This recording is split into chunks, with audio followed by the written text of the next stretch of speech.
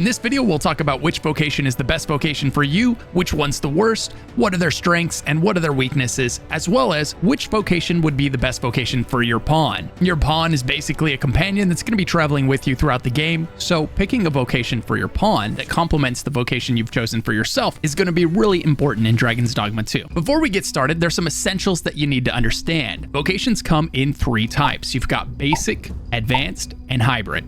Basic vocations are your starting vocations. You can use these from the very beginning of the game. Despite being your starter vocations, these are just as capable as your hybrid and advanced vocations. They include fighter, mage, thief, and archer.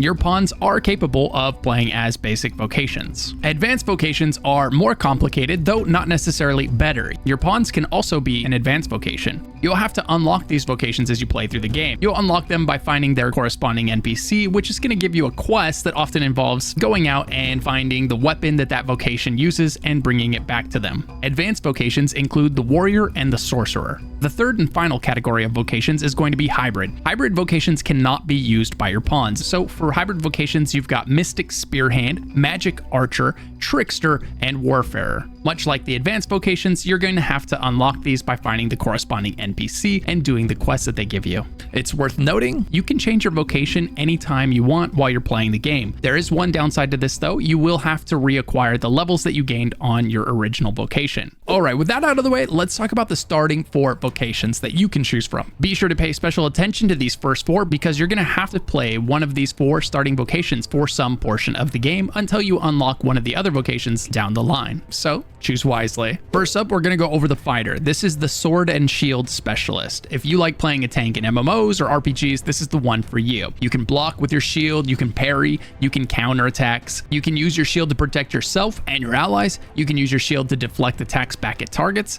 you can use your shield to reduce the impact of fall damage. Fighters have augments that will increase their aggro on enemies so that enemies are more likely to focus them, and they have augments that increase their health so that they can stand in the thick of battle for longer. Getting good with your parries is going to be incredibly useful because well-timed parries can negate enemy attacks and leave them open to offensive onslaughts. You can play as a fighter through the whole game, or you could start as a fighter if you're interested in becoming a warrior later, but I just want to remind you that just because it's a starting vocation doesn't mean that it's not great to use for the whole game. As a fighter, you can expect your job in the group to be to keep the enemies off of your other pawns. The more the enemies are attacking you, the more you're doing your job as a fighter. Your ability to negate damage and keep enemy attention means that you're not going to put out quite as much damage as fast as other vocations, but don't let that fool you, they still put out great damage. If you're going to play as a fighter, for your primary pawn, a mage would be an incredible complement to your fighter, as it would be able to enchant your weapons, heal you, and attack the enemies that don't have the balls to land on the ground and fight you face to face. And who can blame your flying enemies? As soon as they're on the ground in front of your fighter, they're toast. Next up, we have the thief, the dual-wielding specialist. If you like playing as an assassin, something sneaky, this is the one for you. Wait, did you hear that sound? That sounded kind of like a zombie. Speaking of, that makes me crave a good zombie game where I can dive in with my friends like Apocalypse Party, an action rogue survivor game with refreshing combat. This 3D top-down action roguelike game sees you embarking on a new mission to traverse through the Middle Ages and gradually master abilities and arm yourself in order to survive the apocalypse. This game is rated very positive on Steam right now, and it's 30% off for only $6.99 until March 21st, making it an absolute steal. You can master firearms, melee weapons, spells, dark curses, and so much more to create your own unique build and progress your way through the game. It's also got a talent system with a ton of strategic talents for you to choose from. Apocalypse Party improves upon its prequel with more fluid combat, more enemy variety, and fresh lore for you to explore. Plus, it's dropping its largest update ever called Dark Moon as a free DLC available right now. This includes an infinite dungeon where you can climb higher and higher up a tower, and best of all, you can bring your friends with you if you want. The Dark Moon update adds 60 new talents, 12 new weapons, 3 new divine skills, 2 new characters, and 4 new bosses. So don't miss out. Use the link in the description below to check out the game for yourself. You're going to be hard-pressed to find a better bang for your buck than picking up Apocalypse Party while it's 30% off using my link. So don't sleep on this deal, it's not going to last forever. If you want to snag a free copy to give to your friend, join my giveaway on Twitter, where I'll be giving away multiple copies of the game. Shout out to Apocalypse Party for sponsoring this segment. Thanks for listening. Now let's get back to the video. Thieves are very agile. They're great at getting in and out of combat at their choosing. They can steal items from NPCs and enemies. They have great mobility for jumping up onto enemies to exploit their high up weak spots. They can also leap off of enemies and leap off of walls to get onto enemies. As a thief, you'll be able to do things like cover yourself in mud so that you're harder to detect, and if you manage to attack an enemy undetected, you're going to do extra damage. Thieves have a rather unique vocational ability called Swift Step that acts like a dodge. Not every class gets a dodge like this, so this is incredibly powerful. As a thief, you've also got other really cool abilities, like placing explosive charges on your enemies' heads. As for augments, thieves get access to reduced stamina consumption, as well as reduced likelihood of enemies targeting you.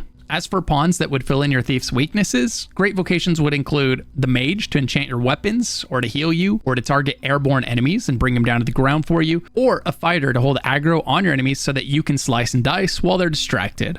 The next starting vocation that you can choose from is the mage. Mages are going to be a staff wielding specialist. They have a great combination of damage spells, buff spells, and healing spells. This is why they're going to be an incredibly popular choice for both players and pawns. As a mage, you can enchant allies' weapons, which is more useful than it sounds because enemies will be highly resistant to various types of damage. So being able to change your damage type on the fly with an enchantment will provide some highly welcomed flexibility. As a mage, you've got access to an AoE heal, you can cure allies' debuffs, and you can levitate temporarily. But you're not just a support. You can also spew out elemental damage in a variety of forms, like flamethrowers or calling down lightning. You don't have a mana bar in this game, so casting spells in Dragons Dogma 2 costs stamina. So managing your stamina on your caster is going to be very important. Spells have long cast times, so you can use quick spell to fire off multiple spells in rapid succession. As for the augments for your mage, you can get things like spell damage reduction or increased effectiveness of curatives and more. If you play as a mage, you'll definitely welcome having a fighter as a pawn to keep enemies off of you while you cast those spells with long cast times. Since you've already got healing and range damage covered, anything beyond the fighter is icing on the cake. The fourth and final starting vocation is going to be the archer. As you probably guessed, it uses a bow and it shoots arrows. This is a split of the original striker vocation from Dragons Dogma 1. It features charge shots that can interrupt enemies, barrage shots to shoot multiple shots into a single target. It's perfect for all those flying enemies in the game that will no doubt be a total pain for all of the melee classes. It's also great for targeting weak points on enemies. Targeting weak points is going to be essential for taking down big enemies in a reasonable amount of time. Beyond that, it can do things like shoot explosive arrows into your enemies. You'll have access to augments that increase your stamina or increase your damage to enemies' weak points. Now, in case you're not aware of this, in Dragons Dogma 2, every time you take damage, you lose some of your max health permanently until you head back to rest at a campfire or in town. So you'll always be able to heal yourself after battle, but you won't be able to heal yourself up to full health. So as you're playing, you'll eventually find yourself at 50% health, even though you're topped all the way up on heals. This is where being a ranged class like an archer could come in incredibly handy. By avoiding damage altogether, you're mitigating the effect of this mechanic in the game. This means avoiding damage on a ranged class like the archer could be incredibly useful. So feel free to sit back and unleash a rain of arrows on your enemies as an archer, if dishing out damage while avoiding it sounds right for you.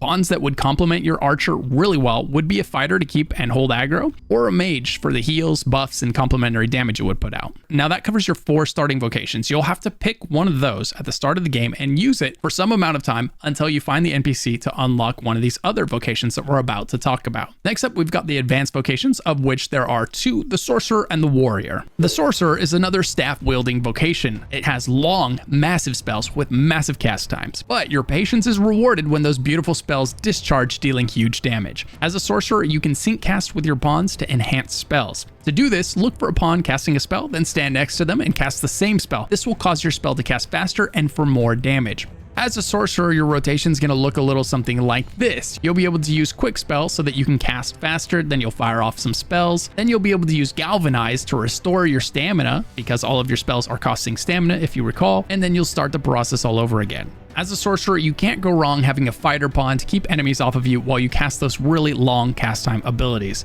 You'll have no problem hitting ground and air targets, so having allies around to help distract your enemies is going to be key. For augments, you'll get things like resistance to being knocked down, very useful for those long cast times, and you'll get increased damage when taking advantage of enemy elemental weaknesses. Alternatively, a mage is, as ever, a welcome addition to buff and heal the group. So if you want to summon massive ice spikes or perhaps summon massive tornadoes, starting as a mage and then advancing to a sorcerer could be the play for you. Next up, we've got the warrior. Warriors will wield great swords and hammers. Basically, you'd start out as a fighter, then you'd drop the shield of the fighter and go all in on a two-handed weapon for big damage. You'd basically become a living embodiment of all offense all the time. The warrior in Dragons Dogma 1 was considered lackluster, so in Dragons Dogma 2, the developers have set out to make this class feel especially good. So if you play Dragons Dogma 1, don't worry, it should be considerably better this time around. Expect to charge lots of powerful powerful heavy attacks. So your attacks will be slow and methodical, but when they land, they'll hit harder than anything else out there. Warriors will have high grit, making them hard to stun or knock out of their attack animations. You'll have augments for your HP, as well as augments that will increase your ability to break enemy guards, and perhaps most useful of all is an augment that reduces the amount of your health that is lost permanently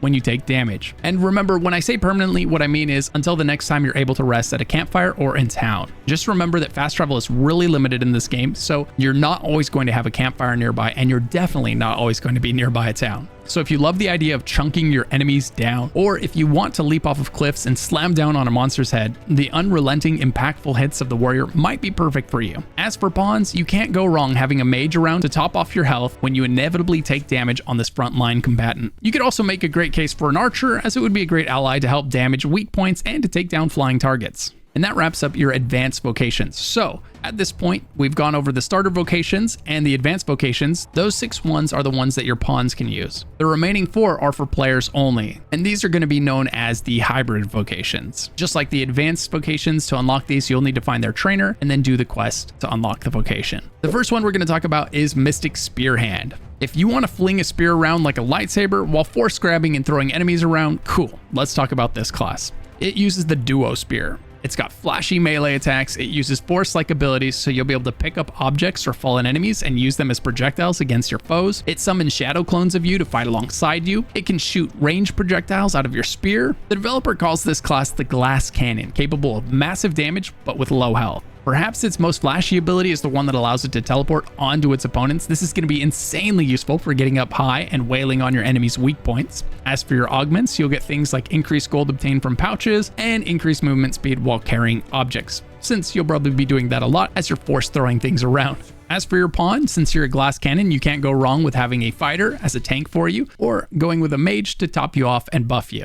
Next up, let's talk about the Magic Archer. Do you want to kill things with a bow? Do you want to heal things with a bow? If you answered yes to both of those questions, you're in the right place. The Magic Archer gets unique abilities, like ones that deal massive damage in exchange for reducing your max HP. You can switch from multi-target mode to single target mode, and if you let go of your bowstring at the right time, you can score extra damage with your attacks. You can use ice arrows to apply a stacking slow that eventually freezes your target. You can use flame arrows to burn them. You can apply sedatives to your arrows to use them against your enemies. And then you've got your remedy arrows, which not only heal allies, but can also revive them if you shoot a fully charged attack. You can get augments that give you stamina back with killing blows, and one that increases the defense of your pawns. So as a magic archer, you're definitely going to be a hybrid. You're going to be part DPS and you're going to be part support. As for your pawns, you can't go wrong with a fighter to taunt and keep enemies off of you while you dish out damage and support the group. Next up, we've got the Trickster, which is probably one of the most unique classes I've seen in any game. It uses a sensor as a weapon. This sensor isn't actually used to hit enemies or do significant damage to them. It puts out smoke that debuffs enemies and buffs allies.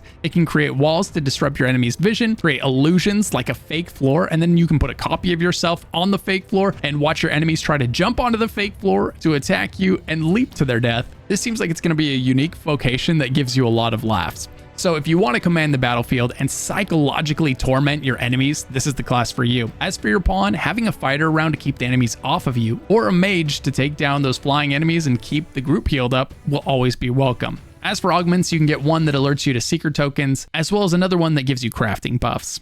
Next up, we have the Warfarer. Now, if you were watching this video and you made it to this point and you thought a lot of these looked cool and you can't decide which one you want to be, this might be the perfect one for you. The Warfarer is basically every class all rolled into one. If you want to dual wield and use a thief ability, and then pull out a staff and use a sorcerer ability, and then pull out a greatsword and use a warrior ability, all in a span of 5 seconds, then look no further. The Warfarer won't be as good at any one thing as the Specialists, but it'll be solid at all of them. It'll be your jack of all, master of none, if you will. So don't expect your Sorcerer spells to hit as hard as they would if you were on a Sorcerer, but do expect to take advantage of combos that only the Warfarer will have access to strategically dismantle your enemies. Since this is every class all rolled into one, it shouldn't matter what starting vocation you choose. As for your pawn, as always, the fighter and the mage are going to be excellent additions to your group for their tanking, healing, and buffing capabilities. As for me, I think I have it narrowed down to 3 vocations. Either the Sorcerer for the big flashy spells, the Warrior for the massive two-handed weapons, or the Mystic Spearhand for the glass cannon build. And if I can't narrow it down to one of those by launch, I'm going to go ahead and choose the Warfarer. How about you? Which vocation are you going to start out as, and which one are you going to end up playing in the long run? Let me know down in the comments below. And if you enjoyed the video, be sure to subscribe for more Dragons Dogma 2 content. There's a ton of high quality guides coming your way. Massive shout out to my channel members for supporting the channel. If you want to become a channel member, click the join button below or click the link in the description to find out about the perks, like having your name appear at the end of every video, a private Discord channel where you can ask me anything, and more. If you're not sure what to do next, check out one of the videos popping up on screen, and I'll see you in the next one.